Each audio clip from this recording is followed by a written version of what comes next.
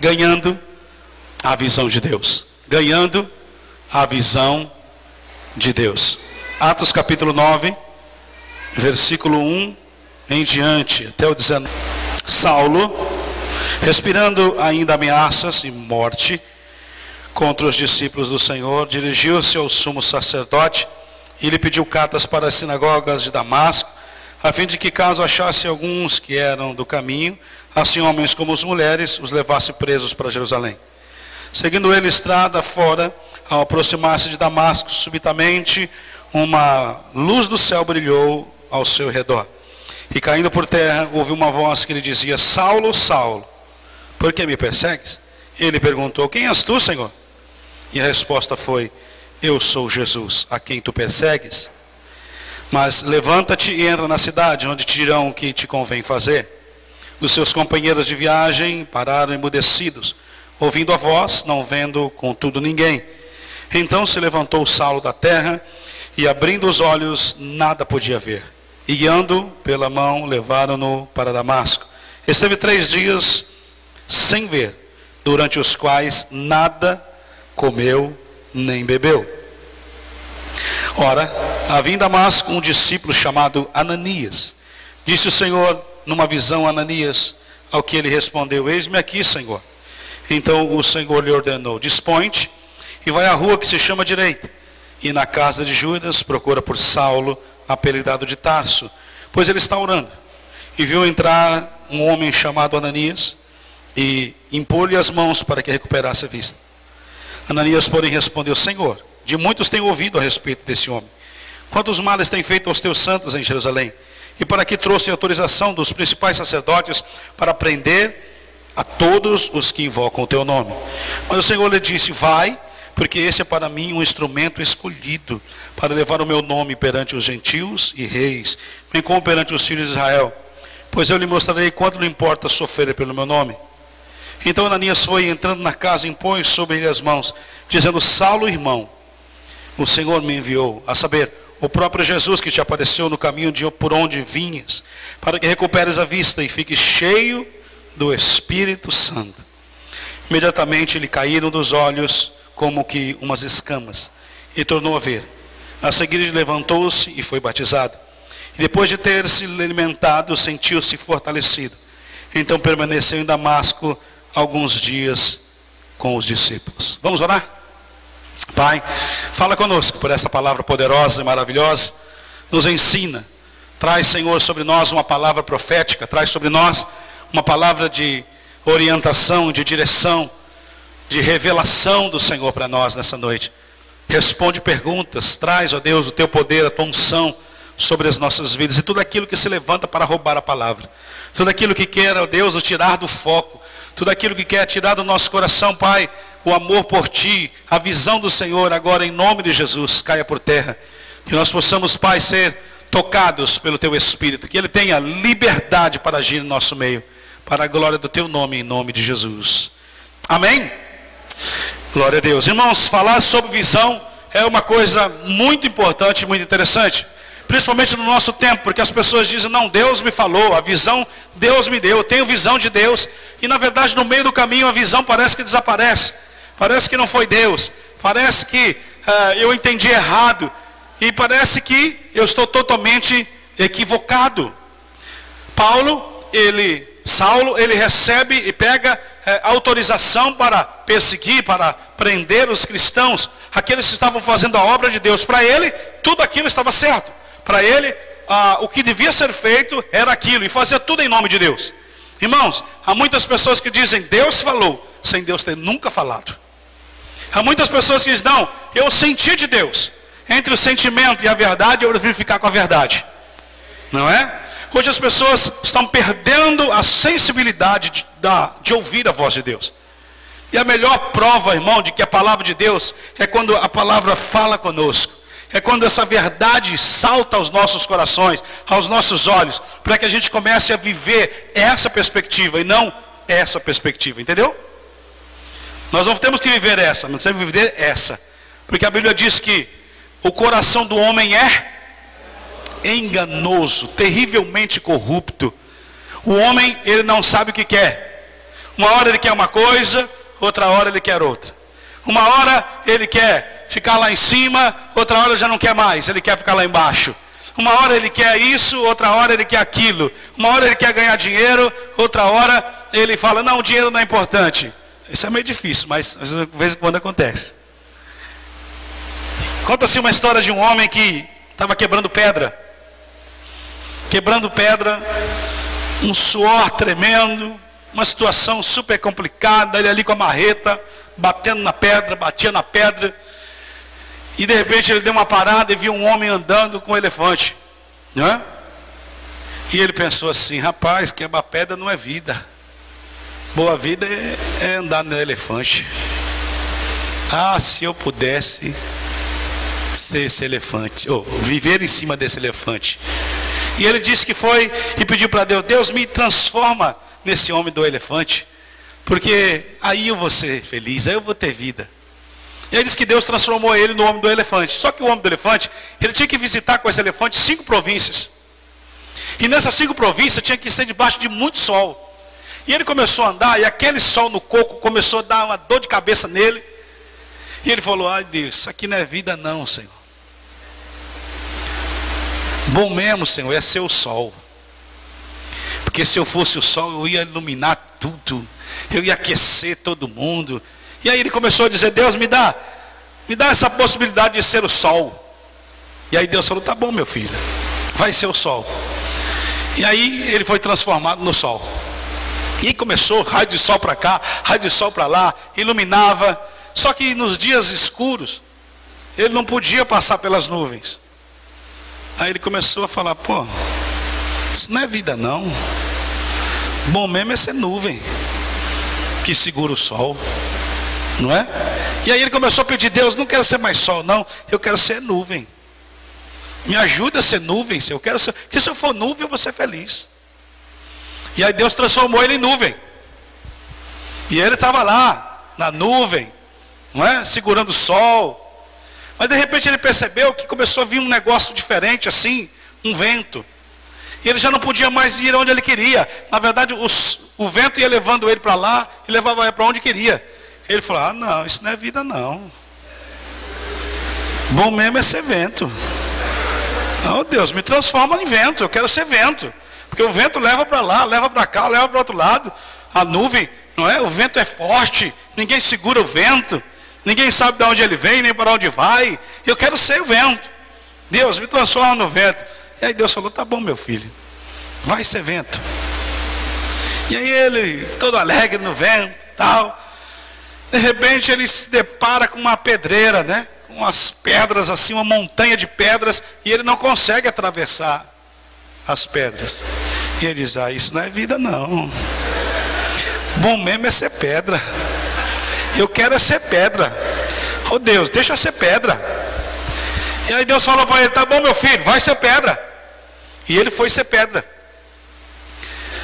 E aí lá no meio da montanha, cheio de firmeza, ele escutou um barulhinho assim. Tic, tic, tic.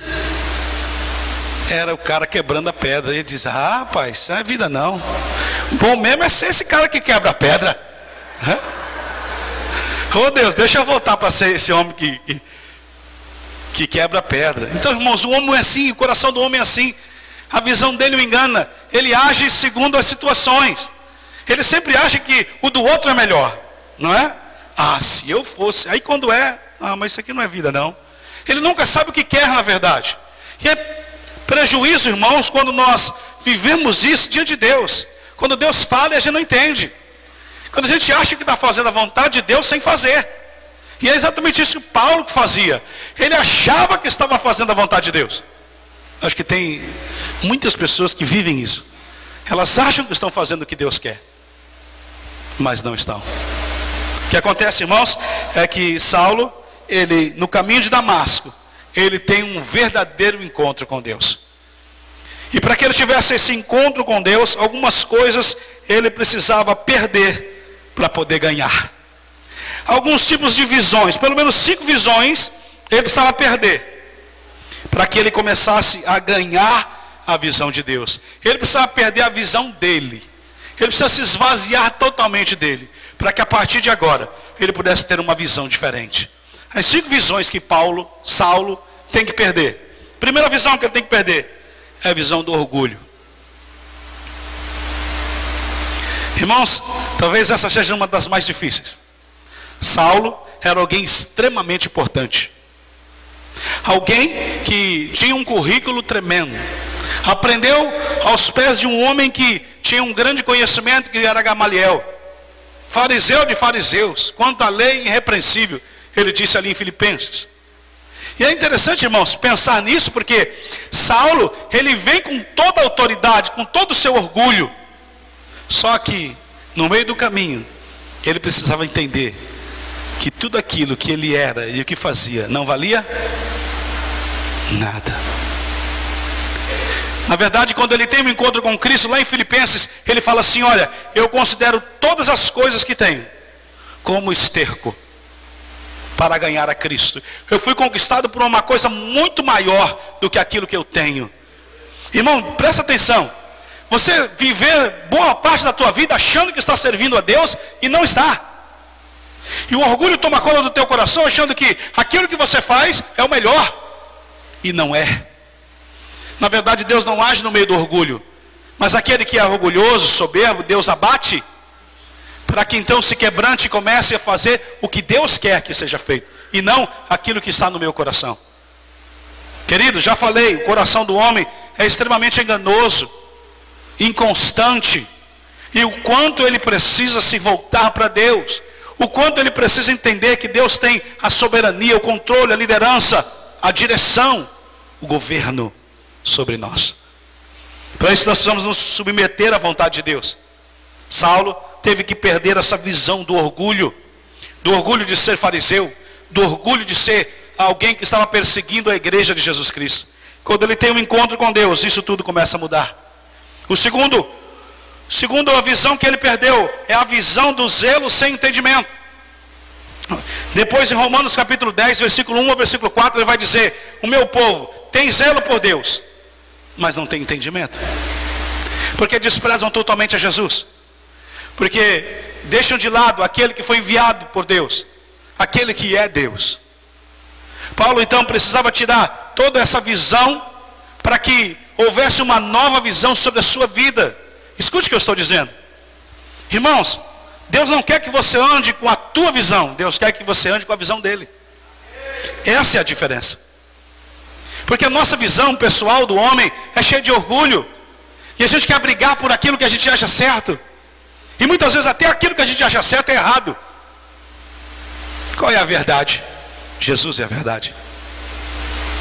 Porque quando eu estabeleço aquilo que eu penso como verdade, e o outro estabelece outra verdade, e o outro estabelece outra verdade, como é que faz? Se eu não tenho o respaldo, se eu não tenho a segurança do Espírito Santo em minha vida, se eu não tenho a direção e a presença de Deus em mim, eu não vou conseguir ver aquilo que eu tenho que ver. Eu não terei visão espiritual, mas minha visão será carnal das situações, das coisas, até das crises e dos problemas, das tentações, das lutas. Você está entendendo? Diga amém. Terceira visão que ele precisava perder, o que ele perdeu era uma visão de uma espiritualidade distorcida. Ele achava que era de Deus que estava fazendo, e na verdade não era. Achava que em nome de Deus podia fazer o que queria, e isso não é possível. Primeiro, visão do orgulho, visão do zelo sem entendimento, visão de uma espiritualidade distorcida. Irmãos, eu começo a pensar, será que nós, como cristãos, não temos vivido exatamente isso? Os homens que estavam mais equivocados eram os homens que se diziam religiosos.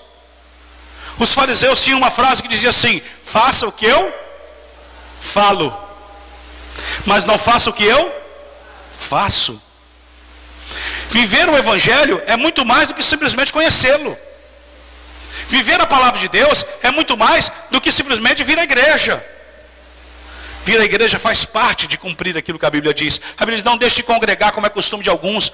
Mas, irmãos, o que eu vejo é uma distância. A teoria e a prática. A teoria desse lado, a prática desse lado. E muitas vezes eu percebo que essa teoria está distorcida.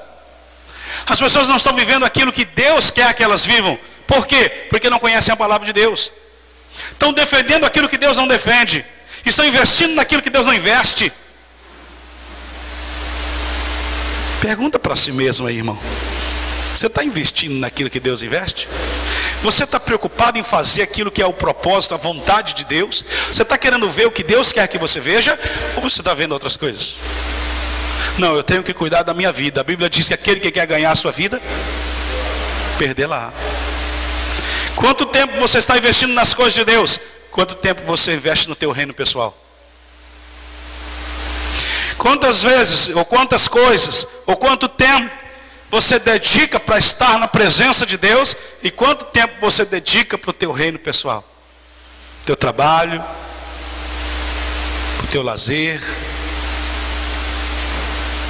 Pensa aí, irmão, eu quero provocar pensamento em você. Porque pensamento produz consciência, e consciência produz mudança. Pensa.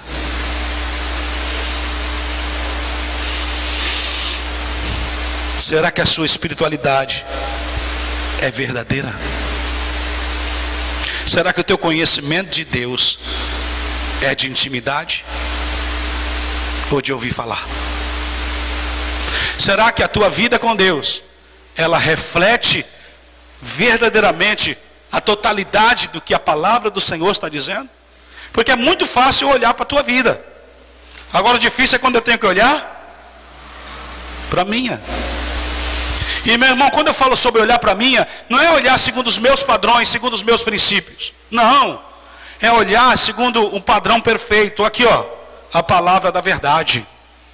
Então eu preciso olhar para a minha vida passando por esse filtro aqui. Será que ela passa nessa peneira? Ou será que ela não passa? Será que eu vivo aquilo que Deus quer que eu viva? Será que eu estou vivendo essa intensidade? Porque o que eu percebo, irmãos, é que nós somos imediatistas. E nós queremos o quê? Retorno. Resultado. É ou não é? Você quer orar hoje, quer que Deus faça amanhã. Mas quanto tempo você gastou em jejum e oração? Ah, nem jejuei. E quando Deus não faz, o que você fala? Ah, aí, Deus não me abençoa. Estou aqui trabalhando, Deus não me abençoa. Meu irmão, não adianta você trabalhar, se você não tem tempo para aquilo que Deus está falando. Se você já não ouve a voz de Deus, se a tua visão é uma visão carnal, se você não consegue entender o que Deus está falando para você, você não conhece a voz dele, você não conhece a direção dele. E muitas vezes quando você acha que Deus falou, Deus não falou. Por que isso acontece, irmão? Porque eu não conheço a sua palavra. Porque eu não conheço a voz de Deus. Mas eu queria que hoje você parasse e pensasse, porque Deus está doido para falar contigo. Deus quer falar com você, irmão. Ele quer ministrar o teu coração. Ele quer mostrar para você a saída dessa crise que você está vivendo. Ele quer mostrar para você que há esperança. Ele quer mostrar para você e revelar que a palavra dele é a mesma. Não é assim? Jesus Cristo é o mesmo ontem, hoje, para sempre. Passará céu e terra, mas as minhas palavras... Meu irmão, não adianta a gente carregar a Bíblia no braço. A gente tem que carregar a Bíblia no coração. Nós temos que reagir de maneira diferente, de acordo com aquilo que cremos. Se somos confrontados com as obras das trevas, nós vamos ter que lutar com que armas? As armas espirituais. Agora, se você não tem intimidade com as armas espirituais, eu vou falar mais ainda, se você nem sabe quais são as armas espirituais, aí complica. A Bíblia diz que as nossas armas são poderosas em Deus. Que armas são essas? Lança? Metralhadora? Jejum e oração. Amor. Sim ou não? Palavra de Deus. Essas são as nossas armas. Perdão. Reconciliação. Essas são as armas poderosas em Deus. Porque essas armas, irmãos, fazem toda a diferença. A Bíblia diz que ela é uma espada de 2 gumes. A palavra, a espada de 2 gumes é uma espada que corta entrando e corta saindo. Mas é interessante que essa espada faz o que a outra não faz. Por quê? A Bíblia diz que essa espada, ela penetra ao ponto de dividir alma de espírito, juntas de medulas, e apta para discernir os pensamentos e propósitos do coração. Você quer se conhecer? Vai ler a Bíblia. Você vai se conhecer, irmão. Essa palavra vai vir de encontro à tua vida e vai começar a mostrar qual é a verdadeira visão que você tem, qual é o verdadeiro interesse que você tem. Queridos, nós não somos eternos aqui. Um dia nós vamos morrer. Mas parece que nós estamos vivendo e continuamos vivendo para continuar aqui. Mas escuta, um dia você vai morrer. Não é? Depois que eu fiz 40 anos, eu comecei a perceber que eu estou ficando velho. Verdade. E quem tem 40 espera. Quem não tem vai chegar. Quem começa umas dores onde não tinha, nunca tive essas dores. Aí fui no médico, uma dor no joelho, o médico me dá uma notícia que eu falei, não é possível que eu estou desse jeito. Aí cheguei à conclusão que é melhor cuidar da alma, porque o corpo, irmão, está cada dia pior, viu? Essa é a verdade. Eu quero te dar esse conselho também, porque a coisa está feia. Tem que se cuidar, claro, lógico, mas cada dia que passa, fruto do pecado, não é? Nós vamos perdendo um pouquinho mais de vida. E a gente vai percebendo que nada nessa vida vale a pena, a não ser fazer a vontade de Deus. Aliás, nós não temos tempo para outra coisa. Saulo precisava perder a visão do orgulho, precisava perder a visão de um zelo sem entendimento, precisava perder uma visão de uma espiritualidade distorcida. Ele precisava perder a visão de uma missão sem Deus. Já imaginou um negócio desse, irmão? Uma missão sem Deus. Ele pega as cartas, ele pede autorização para os principais da sinagoga. Ele faz tudo aquilo que o homem deveria fazer, e ele vai para uma missão achando que Deus está nisso. E no meio do caminho ele percebe que Deus não está nisso. No meio do caminho ele tem um verdadeiro encontro com Deus, e a sua missão vai ser outra totalmente diferente. Você está entendendo o que eu estou dizendo? Irmãos, às vezes a gente vive pensando que Deus está naquilo ali que nós estamos vivendo. E eu vou dizer uma coisa a você, Deus não está nisso. Porque as características não são características da ação de Deus. As características não passam pela peneira da palavra. Essas características são contrários à verdade, à ação, à unção, à capacitação que Deus dá. Não, bispo, mas dá certo. Mas quem disse que aquilo que dá certo é de Deus? Estão entendendo o que eu estou dizendo? Tem centro de macumba aí que está cheio, lotado. E é de Deus? Quantas pessoas no Brasil fazem despacho? E é de Deus? Despacho não do despachante policial, né? Despacho na encruzilhada que eu estou falando. Não é assim, irmãos? Então nós começamos a ver que nem tudo aquilo que parece direito, parece bom, é de Deus. É aí que entra uma palavra chamada discernimento. E isso vem através de um relacionamento profundo com Deus. Isso vem através de um relacionamento com o Senhor. Sem isso, a gente começa a se tornar homens naturais. Mas o que Deus quer fazer de nós é homens espirituais. Fuja de uma missão sem Deus. Fuja de uma missão que os outros dizem, todo mundo diz, mas você ainda não ouviu a voz de Deus. Todo mundo diz, não vai dar certo, mas Deus não está naquilo, irmão.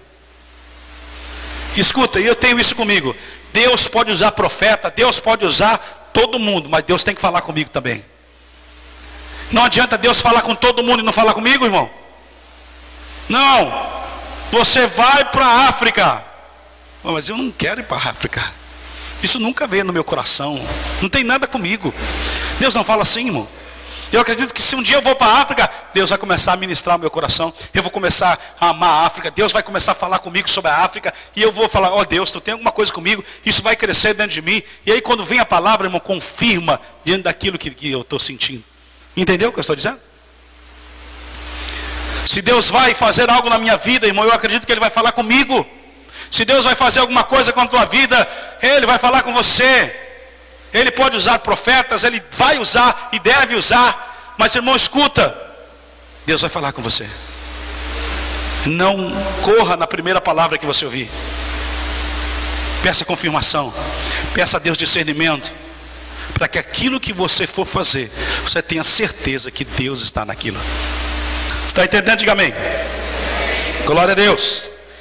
Quinta visão que ele perdeu era a visão de um perseguidor. Deus não está nisso.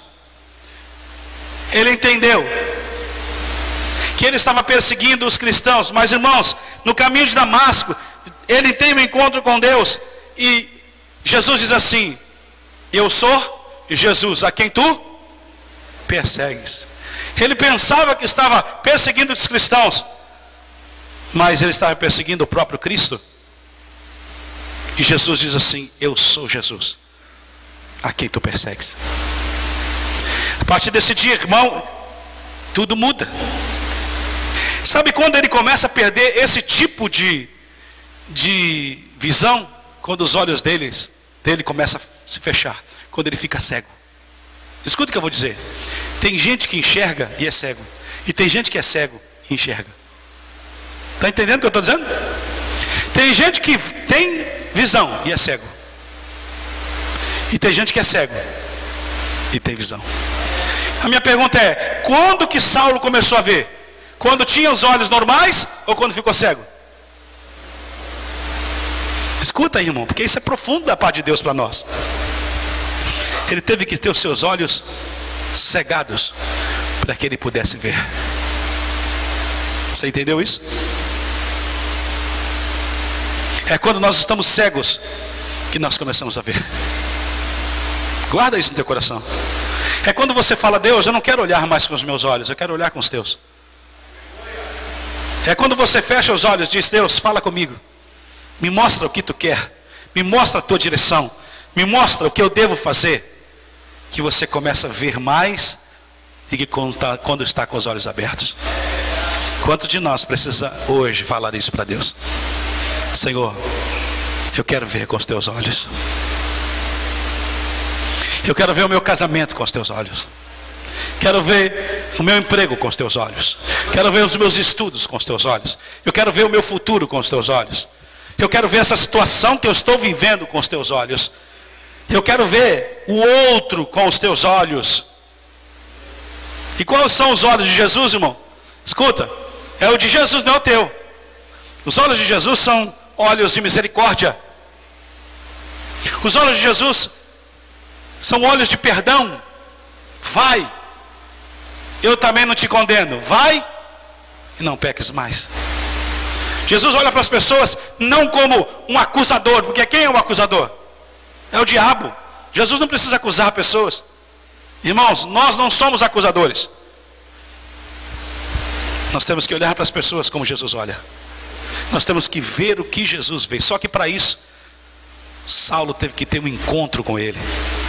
Saulo precisou ficar cego de todos os seus valores, de toda a sua visibilidade, de todas as suas crenças. Está entendendo o que eu estou dizendo? Saulo precisou ficar cego do seu próprio eu, do seu próprio orgulho. Saulo precisou ficar cego dele mesmo, para que começasse a ver o que ninguém vê, irmão. No entanto, que os homens que estavam com ele não viram Jesus, só ouviram a voz. Não foi assim que o texto diz?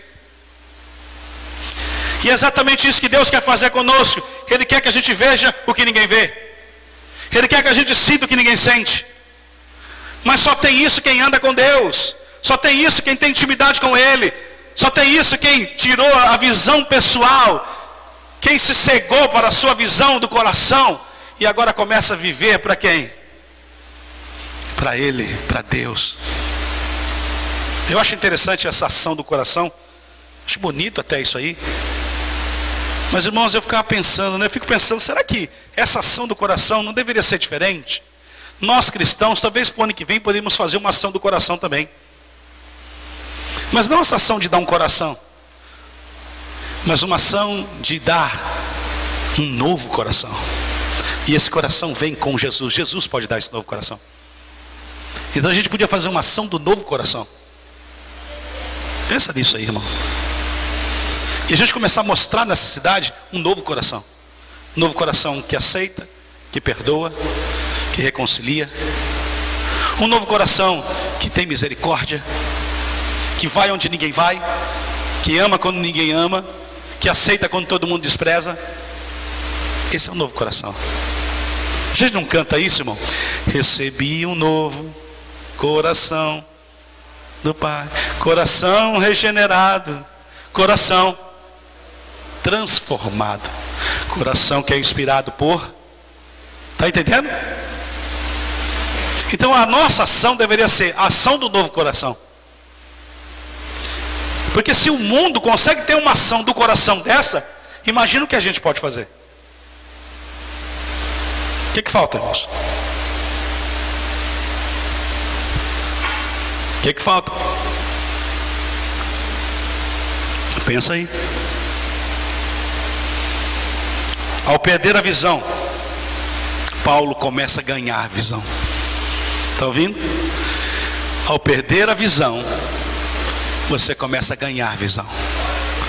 Ao perder a visão do coração do homem, da atitude humana, você começa a receber visão espiritual.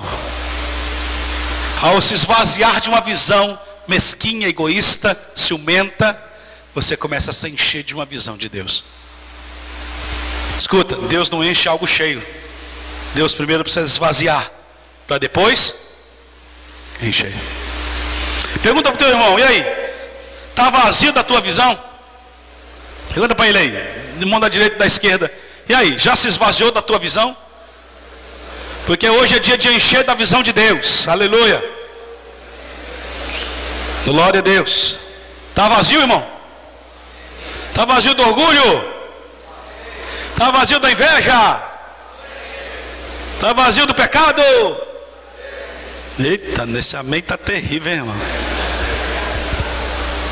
Que a nossa tendência é se agarrar em umas coisas, irmão, não largar de jeito nenhum. Eita, isso aqui é meu de estimação.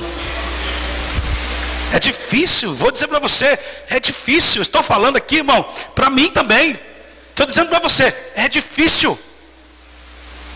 Paulo diz assim, ó, o bem que eu quero, eu não faço, mas e o mal? Esse maldito, eu estou sempre fazendo.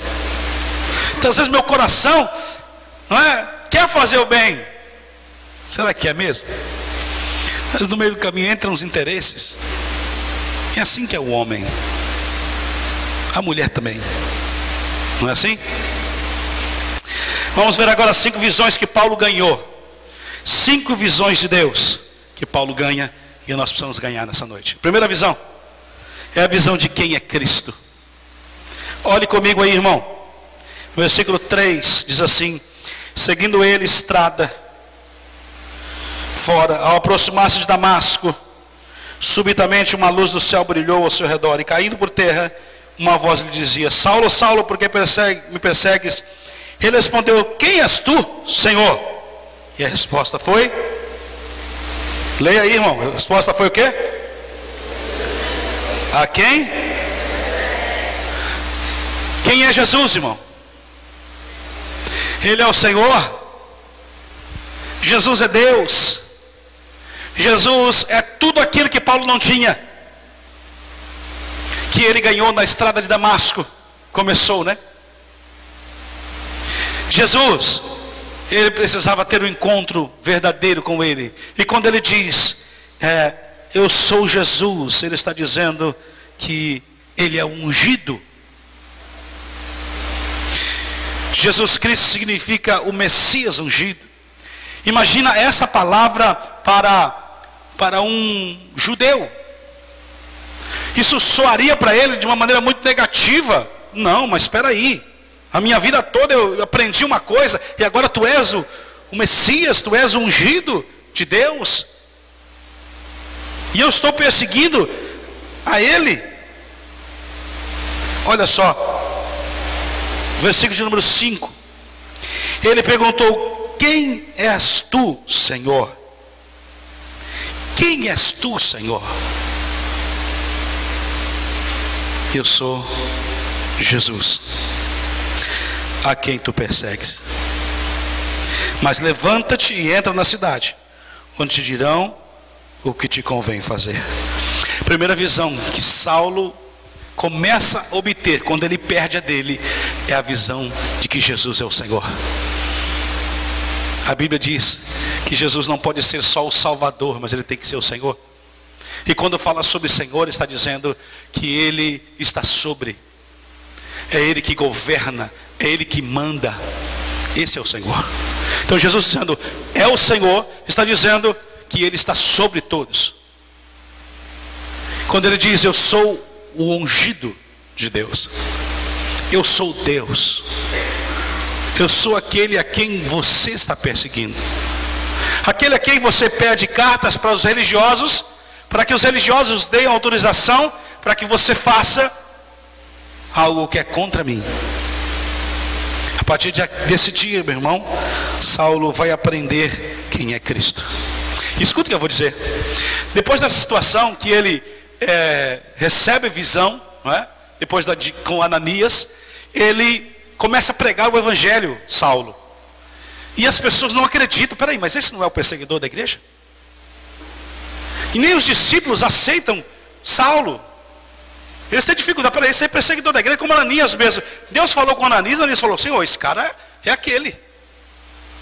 É o Fernandinho Beiramar, não é? Esse cara é terrível. Senhor, tu tem certeza que é isso? E Deus fala: é isso aí mesmo, vai lá. Então, Saulo, irmãos, começa a pregar o evangelho e todo mundo fica confuso. E o que acontece? Ele sai daquela região e vai para a sua terra.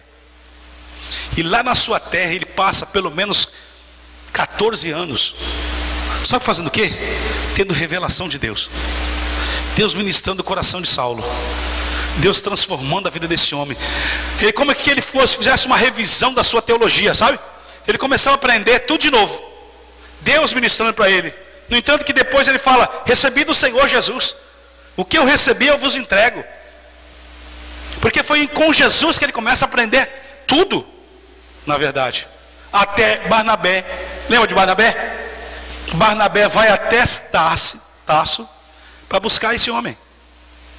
Chega lá, ele pega Saulo, traz para Antioquia e fala: Saulo, pode pregar. Meu irmão, quando Saulo começa a pregar, o negócio começa a pegar. A unção de Deus vem, vidas estão como se convertendo, e há um mover de Deus. E ali diz: pela primeira vez os cristãos são chamados de cristãos. Então Saulo começou nesse dia a visão de quem é Cristo. Quem é Cristo para você? Você sabe? Muitos querem Jesus por aquilo que ele pode fazer e não por aquilo que ele é. Muitos querem Jesus por causa do milagre. Mas irmãos, eu espero que isso não esteja no seu coração. Milagre é consequência. Milagre é consequência. Cristo é minha vida. O apóstolo Paulo, ele diz isso. Para mim, quem me ajuda? O viver é Cristo, e o morrer é lucro. O que Jesus era para ele? A sua vida. Eu não tenho vida sem Jesus. Ele é a minha vida. O que Jesus é para você, irmão? Ele deve ser a sua vida. Não existe vida sem Jesus. Segunda visão que Paulo precisou ganhar de Deus: a visão de ser como Cristo. Não de só quem ele é, mas agora ele tem que entender que ele precisa ser como Cristo é. No entanto que em 1 Coríntios ele diz assim: ó, sede meus imitadores, como eu sou de glória a Deus. Então, irmãos, ele não só entendeu quem é Cristo, mas agora ele entendeu que ele precisa ser como Cristo. Ele ganhou a visão de que a partir daquele momento, a vida dele seria totalmente mudada, transformada, e agora ele precisava ser como Cristo. Ele era um pequeno Cristo. Entende? Onde ele estivesse, as pessoas precisavam ver Cristo. Onde ele ministrasse, as pessoas precisavam ver Cristo. E a ministração dele era de Cristo. Lembram, irmãos? Quando Paulo chega em Atenas, e lá tem um altar, e ali diz assim, o altar ao Deus desconhecido. E quando ele vai ministrar, ele fala assim, eu vim dizer desse Deus aí desconhecido de vocês. E aí ele começa a ministrar a palavra de Deus de uma maneira tremenda. Não é assim? Não adianta só saber quem ele é, você precisa ser igual a ele. Eu vou repetir isso. Não adianta saber quem ele é, você precisa ser igual a ele. Como Jesus faz, Saulo ia fazer. Como Jesus é, Saulo ia ser. Como Jesus perdoa, Saulo ia perdoar. Quantos cristãos nós temos aqui? Todos? Amém? Levanta sua mão, cadê? Quantos cristãos nós temos aqui? Isso significa que você é como Cristo. Está ouvindo? Você sente como Cristo. Você pensa como Cristo. Você anda como Cristo. Você se relaciona como Cristo. Porque você é um cristão. Amém, não? Amém. Tem certeza? Diminuiu esse amor, esse amém aí, ó. Você está entendendo? Muitas pessoas, elas secam porque elas não têm relacionamento com Jesus. Muitas pessoas, elas vivem uma vida totalmente contrária à palavra de Deus porque elas não conhecem o Senhor. Mas hoje eu queria que a tua visão fosse mudada. E quando eu falo sobre visão, irmão, eu não estou falando sobre isso aqui, eu estou falando sobre o cérebro, né? Porque a gente vê com o cérebro. As tuas interpretações, a tua visão, os teus valores fossem transformados pelo poder e graça de Deus hoje. E que você desejasse eita, ser como Ele. Em nome de Jesus. Primeira visão, de quem é Cristo. Segunda visão, de ser como Cristo. Terceira visão, é a visão de ministério de Cristo. Sabe o que o Paulo agora diz? Antigamente era o Saulo, agora era o Paulo. Sabe o que Paulo diz, irmão? Para mim, eu quero cumprir o meu ministério que recebi do Senhor Jesus. A minha vida não é preciosa para mim.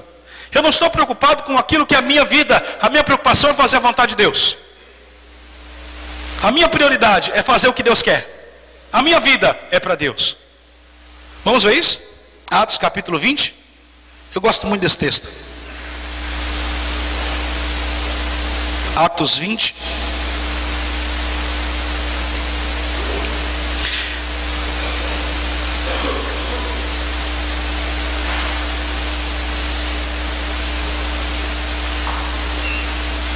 Vamos a partir do 22. Diz assim, ó, Atos 20, 22. E agora, constrangido em meu espírito, vou para Jerusalém, não sabendo o que ali me acontecerá, senão que o Espírito Santo, de cidade em cidade, me assegura que me esperam. E diz aí, irmãos, férias, salários, é isso? Quem é que vem aí? Mas o Espírito Santo fala isso, irmão, para uma pessoa? Vocês acham que fala? Vou ler de novo. Olha só, senão, versículo 23, que o Espírito Santo, de cidade em cidade, me assegura que me esperam cadeias e... Está difícil, irmão? Fica tranquilo, vai em frente. Deus é contigo. Ele não te deixou, não. Viu? Versículo 24, agora, irmão. Porém, em nada considero a vida preciosa para mim mesmo, contanto que complete a minha carreira e o ministério que recebi do Senhor Jesus, para testemunhar o evangelho da graça de... O que eu vou fazer? Vou fazer aquilo que agrada a Deus. Está entendendo? Minha vida é preciosa? Não. Preciosa é o meu ministério. E a palavra ministério significa serviço. O importante é o serviço que eu vou desenvolver para Deus. A minha vida é para servir. Quem não vive para servir, não serve para viver. A minha vida é para... Está entendendo, irmão? Você está entendendo? Diga bem, então. Ele ganha a visão de ministério. Quarta visão que ele ganha é a visão de intimidade com Deus. A partir de agora, irmãos, Paulo não seria mais um desconhecido. Paulo não seria mais alguém que anda numa missão sem Deus. Mas a sua missão agora seria cheia do Espírito Santo. A sua missão agora seria uma missão totalmente transformada. Porque ele agora iria alcançar pessoas e libertar pessoas e não prender. Ele agora iria dar vida e não matar. Ele agora teria uma perspectiva nova, porque o poder de Deus iria sobre a sua vida. Então Paulo, ele tem uma intimidade tão profunda com Deus, irmão, que a partir desse momento ele começa a agir como nunca antes. Porque ele agora age de maneira espiritual. Porque agora ele vê o que ninguém vê. E eu gosto tanto de citar aquela situação onde ele está pregando para um procônsul, e ali falando da palavra de Deus, e vem um homem e diz assim, olha, começa a atrapalhá-lo. E ele diz assim, o filho do diabo. O nome do cara era Bar Jesus. Bar Jesus significa filho de Jesus. E ele diz assim, o filho do diabo, olha só, tu vai ficar cego. E sabe o que acontece? O cara fica cego. A mesma situação que acontece com ele, quando ele vai para uma viagem missionária, quando ele sai para essa viagem missionária, a primeira situação que acontece é essa, e ele já prega o evangelho. Há um mover de Deus naquele lugar, irmão, tão tremendo, tão maravilhoso, mover restaurador, porque Deus estava na vida desse homem. A partir de agora, a intimidade com ele seria tão grande com Deus, que ele não viveria mais sem essa presença, sem essa unção, sem essa capacitação. A partir de agora, a vida e o ministério de Paulo vão ser outro, vai ser outro. Se a gente continuar lendo, irmão, ele vai ver e viver coisas como nunca viveu antes, dentro deste poder e desta unção do Senhor. Porque agora ele não só tinha ouvido falar, mas agora ele tinha intimidade. E talvez seja isso que está faltando em nós, essa intimidade.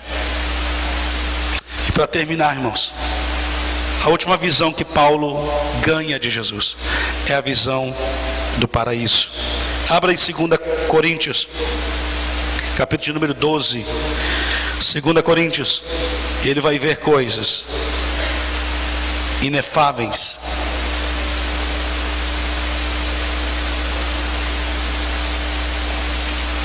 Segunda Coríntios, capítulo 12. Visão de quem é Cristo, visão de ser como Cristo, visão do ministério, visão da intimidade com Deus, e a última visão, a visão do paraíso. 2 Coríntios 12 diz assim: se é necessário que me